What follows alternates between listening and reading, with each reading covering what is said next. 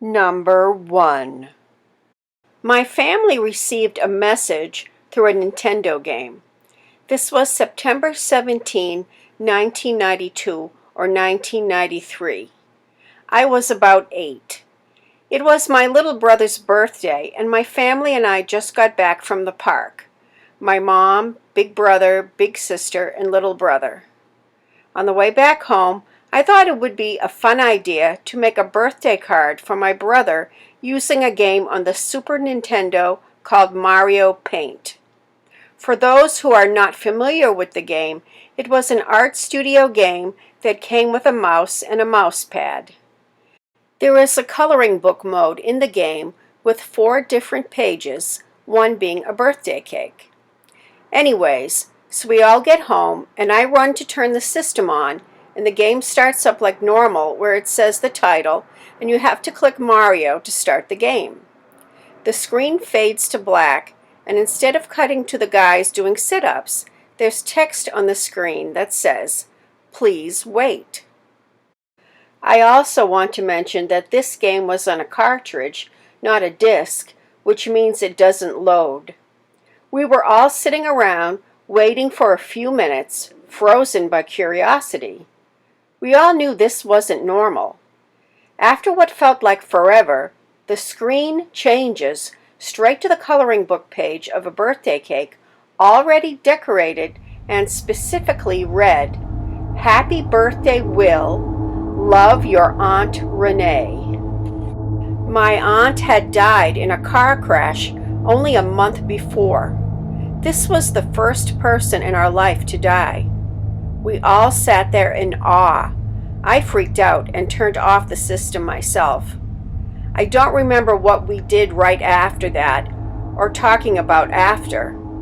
Throughout my life, I would ask my older siblings if they were just messing with me, but they swore up and down that they didn't. My brother used to make stop-motion cartoons with the game and a VHS, so I thought he was playing a prank on me, although I know I turned the game system on and off myself. Recently, my father was found dead, and I have been severely depressed over losing him and losing my younger brother a few years ago. My older brother reached out and asked if I would go with him on a day trip for work so we could talk.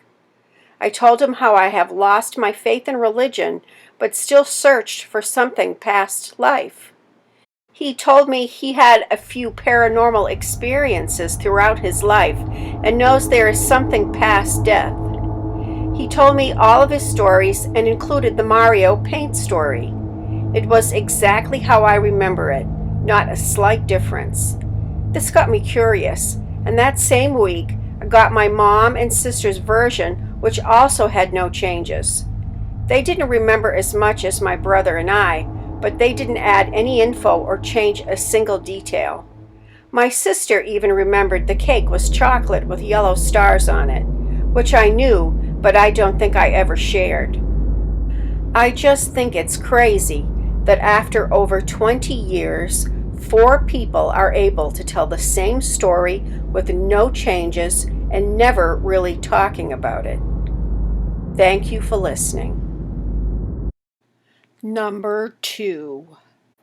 All this happened around 5 to 6 years ago. I was 18 years old.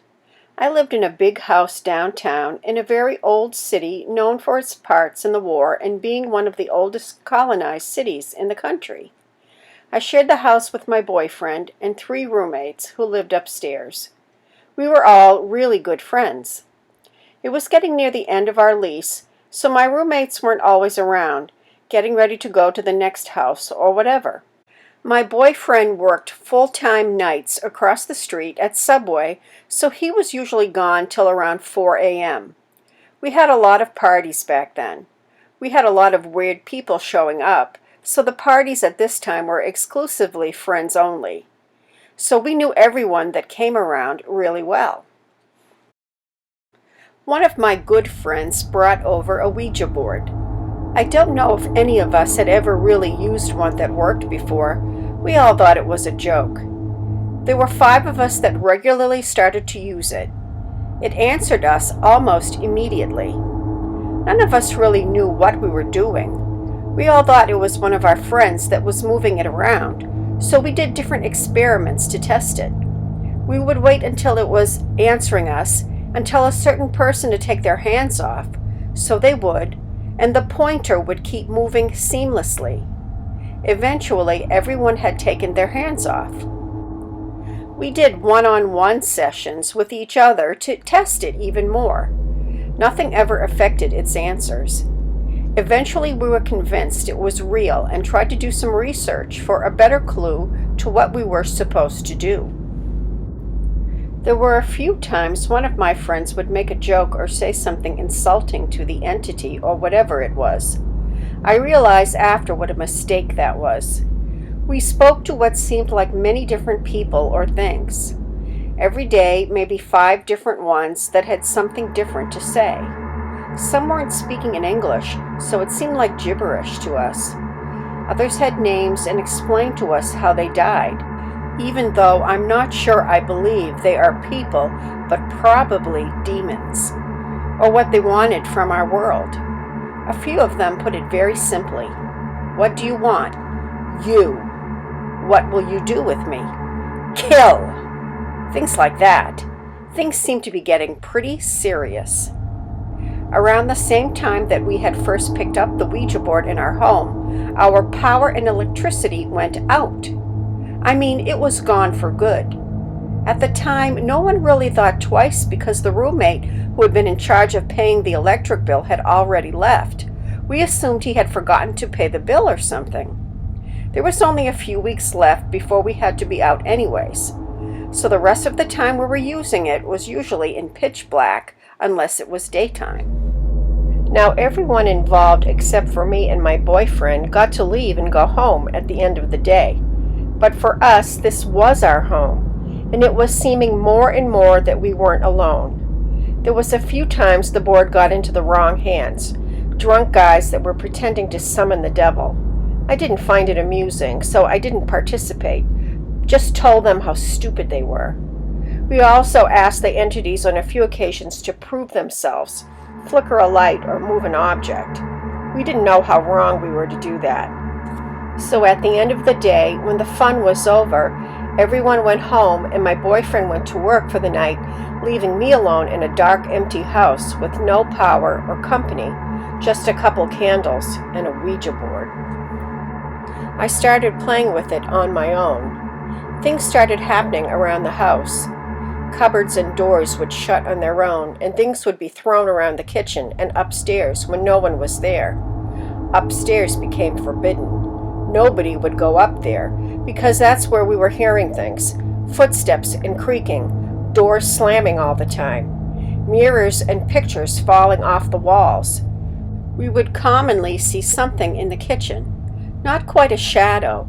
My friend explained it as a sort of fuzzy void area. It was almost moving, and you couldn't quite see through it. It was just hovering there, like when your eyes go out of focus and you can't see something.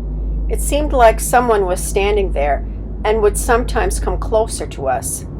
There was a couple times when I lied down to go to sleep that I heard something from the corner of my room. It was a different language that I don't recognize, talking fast and low. It was hard to pick out exactly where it was coming from. I couldn't quite focus on the noise. My friend reported that she felt as though something stayed with her on the way home in her car pretty often. And when she went home, she felt something lie down in bed next to her. More than once, I was so frightened by the noises and things I was seeing in my own house, I would call her up to come and see me, and by the time she got to my house, she saw me running, full tilt away from it and hiding behind a tree. I was going crazy. I couldn't take it anymore, but I was still using the Ouija board by myself all the time because I had nothing else to do. It was addicting. I soon had a girlfriend move in with me. She lived on the couch. I was relieved because that meant I didn't have to be alone. She had been doing the Ouija board as well and was just as scared as I was, but we felt better being together. One day we were sitting in the living room on separate couches across from each other, when suddenly the entire house started shaking violently as if there was a massive earthquake or something. The couches we sat on beat against the floors like no earthquake I had ever been in. The kitchen shook and things flew to the ground and shattered all over the house. The entire house was moving. I've been in earthquakes and similar things, but never had something like this. It lasted about a minute and a half, enough to scare the crap out of us, so bad we couldn't even get off the couch when it was done. We were just frozen there. We stared at each other wide-eyed and began to pick up our phones and call everyone we could think of. I started with my boyfriend who was working across the road. I asked him promptly if he had felt an earthquake or anything at all. If that really happened to us, he was so close by that he would have felt it as well. He laughed. There had been nothing. I explained what happened, and he got a bit more serious. I called more people. I called our neighbors whose house is attached to ours, and who were home at the time, and they had no clue what we were talking about. We packed up our things and got out of the house immediately. We never looked back. We found out later that our roommate had actually paid the electric bill, so there was no real reason that our power should have been gone. This is all true, and I haven't told many people about it. This will haunt me for the rest of my life. My boyfriend broke the Ouija board afterwards and burned it. Neither of us ever tried to use one again. CreepyMina here of the Worst Nightmare channel. I hope you enjoyed those two stories, one of a haunted Nintendo game and one of a Ouija board experience. I have been busy sending out a lot of messages to people on the subreddits Let's Not Meet and Paranormal. If you are a contributor to any of those subreddits, check below and see if you see your username. I am looking for permission to use a few stories of people that I haven't been able to reach.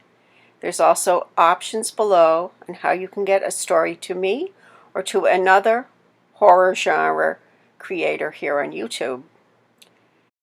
And please make sure to stay safe.